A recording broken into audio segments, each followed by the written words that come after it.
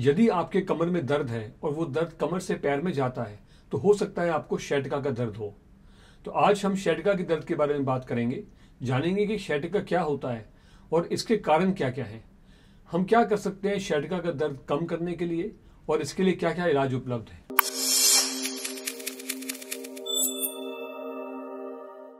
अगर आपके कमर का दर्द आपके बटक से पीछे से होते हुए और हिप्स के पीछे होता हुआ पैरों में जाए तो उसको sciatica कहा जाता है।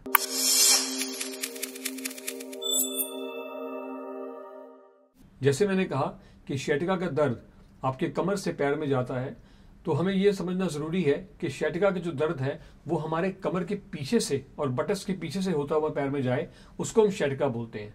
कभी कभी दर्द जो है हमारे थाई के आगे से जाता है, उसको sciatica नहीं बोलते।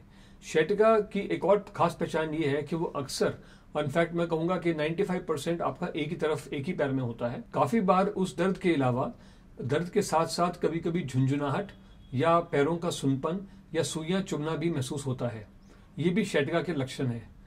बहुत रेयर केसेस में दर्द के अलावा पैरों में कमजोरी भी आ सकती है और पेशाब लैट्रिन का बंद होने का संभावना भी रहती है। इसीलिए बहुत जरूरी है कि अगर आपको sciatica के कोई भी लक्षण है तो अपने डॉक्टर से जरूर संपर्क बनाए रखिए, ताकि आपकी बीमारी सही समय पर पकड़ी जा सके और उसमें पक्का नुकसान होने से हम रोक सकें।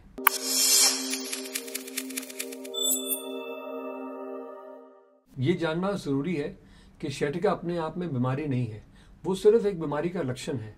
इसीलिए sciatica क्यों होता है ये जानना हमारे लिए बहुत जरूरी है। 90% केसेस के अंदर sciatica जो है हमारे कमर के अंदर की फिसली डिस्क की वजह से होता है, जिसको हम स्लिट डिस्क भी कहते हैं। डिस्क क्या होता है? हमारे कमर की हर दो हड्डियों के बीच में एक मांस का टुकड़ा गद्दी की तरह बैठता है, जो हमारी शॉक अब्जॉर्बिंग का काम करता है।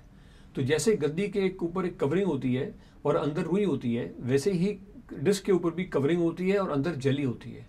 तो जब कभी झटका लगे या उम्र के साथ साथ वेयर एंड टियर हो, यानी कि डिस्क खिसने लगे, तो ये कवरिंग फट के डिस्क बाहर आ सकती है और वो नस को दबा सकती है। जैसे कि इसमें दिखाया हुआ है कि ये आपकी नॉर्मल डिस्क है जिसमें जेली अंदर पड़ी हुई है। ये जगह है यहाँ पे डिस्क बाहर निकल गई है क्योंकि इसकी कवरिंग फट गई है, और ये जो नस है इस पर दबाव आया और ये जो नस है ये पैर में हमारे जाएगी तो करंट को, दर्द को साथ में लेके जाएगी। तो ये हमारा सबसे कॉमन कॉज है sciatica का। उसके अलावा जैसे उम्र बीतती रहती है तो हमारे नसों के अंदर, नसों के जाने की जगह कमर के अंदर छोटी पड़ती रहती है। जैसे कि पुरानी पाइप ब्लॉक होने लगती है पानी की, वैसे ही ये पाइप भी ब्लॉक होने लगती है। उसके दबाव से भी sciatica हो सकता है। ये कुछ रेयर कारण है जिसमें हमें sciatica दोनों तरफ पैरों में मिलता है, क्योंकि उम्र के साथ साथ दबाव दोनों तरफ पड़ता है। तीसरा कॉमन कॉज sciatica का है डिजनरेशन यानी कि वेयर एंड टियर, जिसमें हमारी जो है हड्डियां घिस के कुछ नोकीले हड्डी के टुकड़े बन जाते हैं जो नसों को दबाते हैं, जिससे sciatica होता है। और एक और कारण जो अक्सर हम देखने को मिलता है sciatica का, और खास करके लेडीज में, वो है स्पॉन्डाइलोलिस्थेसिस। स्पॉन्डाइलोलिस्थेसिस मतलब कि आपकी हड्डी जो है वो एक के ऊपर एक ना रह के फिसलने लग गई और ढीली हो गई, तो ऐसे में भी sciatica हो सकता है।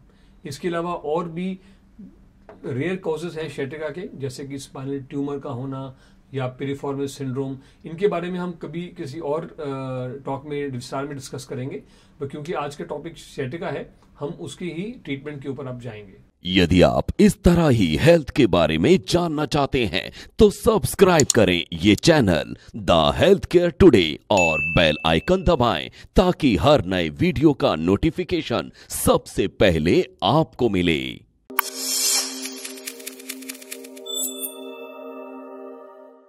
देखिए, sciatica का जो ट्रीटमेंट है वो बहुत सरल है।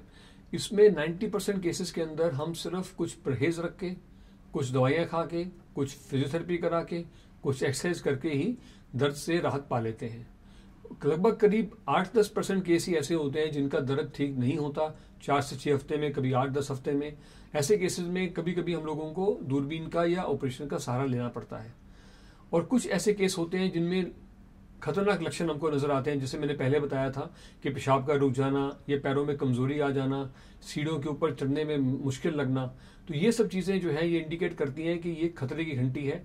ऐसे में हम लोगों को दवाइयाँ, फिजियोथेरेपी, एक्सरसाइज सब छोड़ के डॉक्टर को दिखा के अगर नसों में दबाव है तो उसको हटाना बहुत ज़रूरी अनिवार्य हो जाता है। अगर आप अपने डॉक्टर को सियाटिका के दर्द के लिए दिखाएंगे तो वो आपको सबसे पहले कुछ प्रिकॉशन लेने को बोलेंगे, जैसे कि हमें कमर से नहीं झुकना, वजन नहीं उठाना, ज़मीन पे नहीं बैठना, चौकड़ी आलती पालती नहीं मारनी, इंडियन लैट्रिन का इस्तेमाल नहीं करना, घुटने नहीं टेकना, बच्चों को गोदी में नहीं उठाना।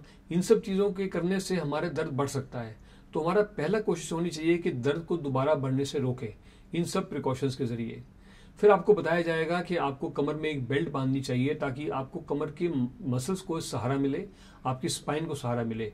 अक्सर देखा गया है कि सियाटिका में लोगों के मसल्स काफ़ी वीक होते हैं, तो इसीलिए ये आपके सपोर्ट के लिए काफ़ी फायदेमंद साबित होती है, खास करके शुरू के 2-3 हफ्ते जब दर्द ज़्यादा होता है। एक और बात आपको बताई जाएगी कि आपको बेड रेस्ट नहीं लेना है। कोशिश करना है कि थोड़ा एक्टिव रहें, चलते रहें, बैठें, पोजीशन चेंज करें, लेकिन लो सिटिंग अवॉइड करें, यानी कि सोफे पे बैठना अवॉइड करें, इंडियन सीट अवॉइड करें। चलना और एक्टिव रहना इसलिए ज़रूरी है क्योंकि लेटनेस से हमारे मसल्स वीक हो सकते हैं, तो इसलिए कभी भी 24 से 48 घंटे से ज़्यादा हमें बेड रेस्ट नहीं लेना है। इसके अलावा आपको डॉक्टर दवाई लिखेंगे जिसमें एंटी इन्फ्लेमेटरी होगी, सोजिश कम करने की दवाई, मसल रिलैक्सेंट होंगे जो मसल को रिलैक्स करें। उसके अलावा आपको स्टीरॉयड की भी हल्की डोज दी जा सकती है नसों की सोजिश कम करने के लिए, और कुछ नसों को एक्टिव करने की खास दवाइयाँ होती हैं, गाबापेन, प्रीगाबालिन, वो भी दिया जा सकता है, पर वो सब सिर्फ डॉक्टर की प्रिस्क्रिप्शन पे ही लिए। इसके अलावा फिजियोथेरेपी की भी बहुत स्पेशल भूमिका है हमारे सियाटिका का दर्द कम करने के लिए। फिजियोथेरेपी से हम लोग नसों के अंदर तक का जो सोजिश है वो कम कर सकते हैं, मांसपेशियों को रिलैक्स कर सकते हैं, कुछ मसाज से भी वहाँ की जो ब्लड सर्कुलेशन है वो इम्प्रूव कर सकते हैं, और मसल की टाइटनेस को भी हम कम कर सकते हैं। तो physiotherapy regime along with strengthening of the muscles, जिसमें हमको मसल्स को स्ट्रॉन्ग करें कुछ खास एक्सरसाइज से, वो भी आपको बताया जाता है।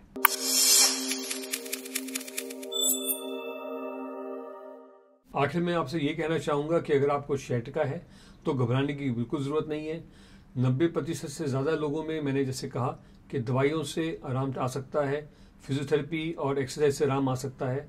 अगर हमारे पास वो लक्षण है जिसमें पैरों में कमज़ोरी या पेशाब की परेशानी है, तो ऐसे में अपने स्पाइन स्पेशलिस्ट से ज़रूर मिलिए और अपना इलाज जल्द से जल्द कराइए।